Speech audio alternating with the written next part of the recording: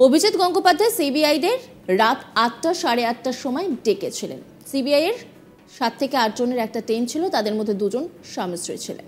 তাদের বলেছিলেন মমতা ব্যানার্জিকে গ্রেপ্তার করতে হবে, তারপর বলেছিলেন অভিষেক ব্যানার্জিকে গ্রেপ্তার করতে হবে, তবে তারা বলেছিলেন আমরা আইন মতো চলব, আপনি এইভাবে আমাদের নির্দেশ দিতে পারেন না। এরপর তিনি তাদেরকে সিবিআই টিম থেকে বাদ দিয়ে দিয়েছিলেন। এই বিস্ফোরক অভিযোগ করছেন শাসক দলের এক সাংসদ। বিচারপতি পদে থাকাকালীনই অভিজিতের সঙ্গে বারবার সংঘাতে জড়িয়েছিলেন তৃণমূল সাংসদ ও আইনজীবী কল্যাণ বন্দ্যোপাধ্যায়। অভিজিৎ বাবুর সমস্ত নির্দেশ রাজনৈতিকভাবে উদ্দেশ্য প্রণোদিত বলেও কটাক্ষ করেন কল্যাণ। মঙ্গলবারের সাংবাদিক বৈঠক থেকে তিনি বলেন, অভিজিৎ গঙ্গোপাধ্যায় সিবিআইদের রাত ৮টা সাড়ে ৮টার সময় ডেকেছিলেন।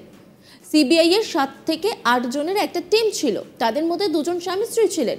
তাদের বলেছিলেন মমতা ব্যানার্জিকে গ্রেপ্তার করতে হবে, তারপর বলেছিলেন অভিষেক ব্যানার্জিকে গ্রেপ্তার করতে হবে, তবে তারা বলেছিলেন আমরা আইন মতো চলবো, আপনি এইভাবে আমাদের নির্দেশ দিতে পারেন না।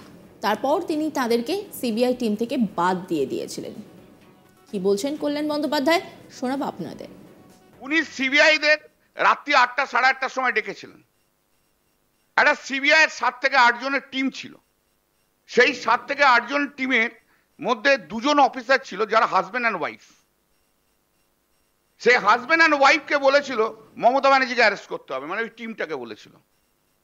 তারপর বলেছিল অভিষেক ব্যানার্জিকে অ্যারেস্ট করতে হবে, এবং তারা বলেছিল যে না, আমরা আইন মতো চলবো, আপনি এইভাবে আমাদের নির্দেশ দিতে পারেন না।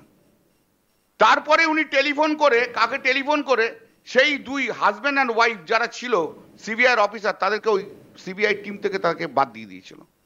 ওনার মর্জি মতো সবকিছু করতে হবে, ওনার মর্জি না হলে কিচ্ছু হবে না, উনি যেভাবে বলবেন সেভাবে করবেন। একই সঙ্গে তিনি বলেন, অভিজিৎ গঙ্গোপাধ্যায় বিচার ব্যবস্থাকে অনেক নিচে নামিয়ে দিয়েছেন। কলকাতা হাইকোর্টে বিচার ব্যবস্থার অনেক বড় কলঙ্ক ছিলেন।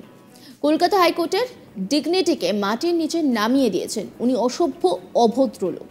কি বলছেন তিনি, শোনাবো আপনাদের। উনি বিচার ব্যবস্থার সবচেয়ে বড় কলঙ্ক কলকাতা হাইকোর্টের ছিলেন। কলকাতা হাইকোর্টের ডিগনিটিকে উনি মাটির নিচে একদম নামিয়ে দিয়েছেন। উনি একটি ১ নম্বরের অসভ্য লোক, অভদ্র লোক। কোনো কাউকে ভদ্র ভাষায় কোর্টে কথা বলতে দিতেন না। কয়েকজন মাত্র উকিল ছিল, ওনার ঘরে কোটারি ছিল, সেই কোটারি উকিলদের শুধু মামলা শুনতো, আর কারুর কোনো মামলা শুনতো না। সেই কোটারি উকিলরা কিন্তু কোটি কোটি টাকা করেছে। সিপিএম এর হাতে, সিপিএম এর উকিলদের হাত ধরে, সিপিএম এর হাত ধরে উনি মোটামুটি একটা ফ্রন্টে আসার চেষ্টা করেছিলেন। সেই সিপিএম কে এখন সরিয়ে দিয়ে উনি এখন চলে গেছেন গেরুয়াতে। অভিজিতের বিষয়ে মঙ্গলবার কল্যাণ বলেন, ও একটা খরমুজ, যার ভিতরটা লাল উপরটা গেরুয়া। কল্যাণ আরো বলেন, ও সবটা করেছে সিপিএম এর দাক্ষিণ্যে, বিভিন্ন প্যানেলে ঢুকেছিল, এসএসসির আইনজীবী ছিল, তারপর এখন সিপিএম কে ল্যাং মেরে বিজেপিতে যাচ্ছে। কি বলছেন তিনি, শোনাবো আপনাদের। আপনি কে? আপনি কে?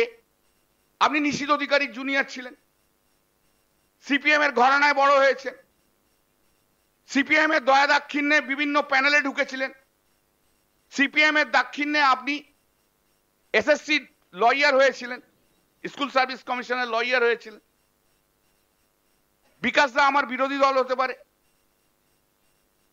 কিন্তু বিকাশ দা প্রচুর ওকে সাহায্য করেছে। ও পুরোটাই সিপিএম এর হাত দিয়ে তৈরি, সিপিএম এর দয়া দাক্ষিণ্যে ও তৈরি। আর আজকে এসে উনি বিজেপিতে চলে গেছেন। উনি আসলে একটি প্রাক্তন খরমুজ বিচারপতি, ভেতরটা লাল, বাইরেটা হচ্ছে ওর গৌরিক, খরমুজ, একদম খরমুজ বিচারপতি।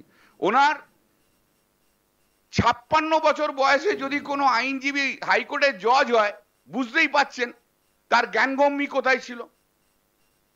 তাও তো তোর ২-১টা বন্ধু বান্ধব সেই সময় হাইকোর্টের জজ ছিল বলে কলেজিয়ামে ওর নাম রেকমেন্ড করেছে।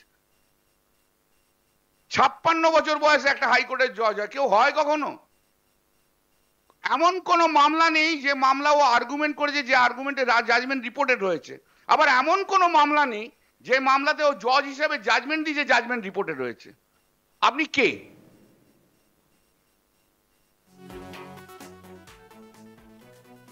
মঙ্গলবার কল্যাণ বন্দ্যোপাধ্যায়কে চাঁচাছোলা ভাষায় আক্রমণ করেছিলেন বিচারপতি অভিজিৎ গঙ্গোপাধ্যায়। তাকে প্রশ্ন করা হয়েছিল, রাজ্যের শাসক দলের লোকসভার এক নেতা কোর্টে জানিয়েছেন অর্ডারগুলি বেশিরভাগই রাজনৈতিক। এই প্রসঙ্গে কল্যাণ বন্দ্যোপাধ্যায়কে এক হাতে নেন বিচারপতি অভিজিৎ গঙ্গোপাধ্যায়।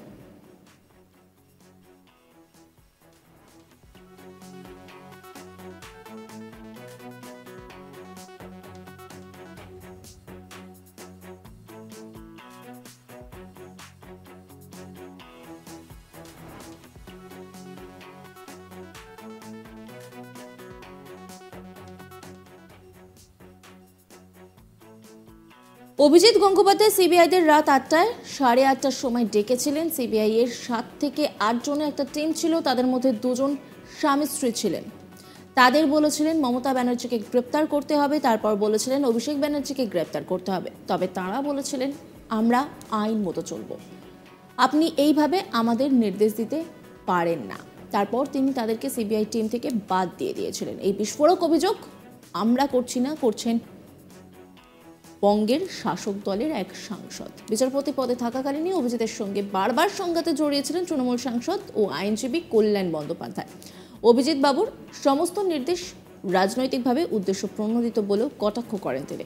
মঙ্গলবার সাংবাদিক বৈঠক থেকে তিনি বলেন, অভিজিৎ গঙ্গোপাধ্যায় সিবিআইদের রাত 8টা 8:30টার সময় ডেকেছিলেন। সিবিআই এর 7 থেকে 8 জনের একটা টিম ছিল, তাদের মধ্যে 2 জন স্বামী স্ত্রী ছিলেন।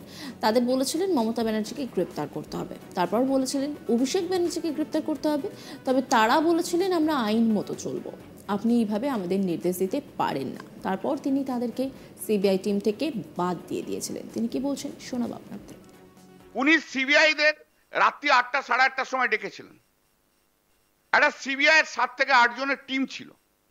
সেই 7 থেকে 8 জন টিমের মধ্যে 2 জন অফিসার ছিল যারা হাজবেন্ড অ্যান্ড ওয়াইফ। সেই হাজবেন্ড অ্যান্ড ওয়াইফকে বলেছিল মমতা ব্যানার্জিকে অ্যারেস্ট করতে হবে, মানে ওই টিমটাকে বলেছিল। তারপর বলেছিল অভিষেক ব্যানার্জিকে অ্যারেস্ট করতে হবে, এবং তারা বলেছিল যে না, আমরা আইন মতো চলবো, আপনি এইভাবে আমাদের নির্দেশ দিতে পারেন না।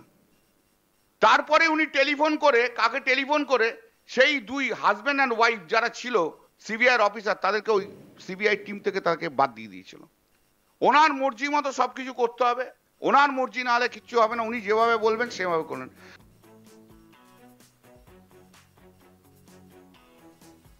একই সঙ্গে তিনি বলেন, অভিজিৎ গঙ্গোপাধ্যায় বিচার ব্যবস্থাকে অনেক নিচে নামিয়ে দিয়েছেন। কলকাতা হাইকোর্টে বিচার ব্যবস্থার অনেক বড় কলঙ্ক ছিলেন। কলকাতা হাইকোর্টের ডিগনিটিকে মাটির নিচে নামিয়ে দিয়েছেন। উনি অসভ্য অভদ্র লোক বলেও তিনি রীতিমতো নিশানা করেছেন। অন্যান্য খবরের আপডেটের জন্য অবশ্যই নজর রাখুন আজ তাক বাংলার ইউটিউব স্ট্রিমিংয়ে।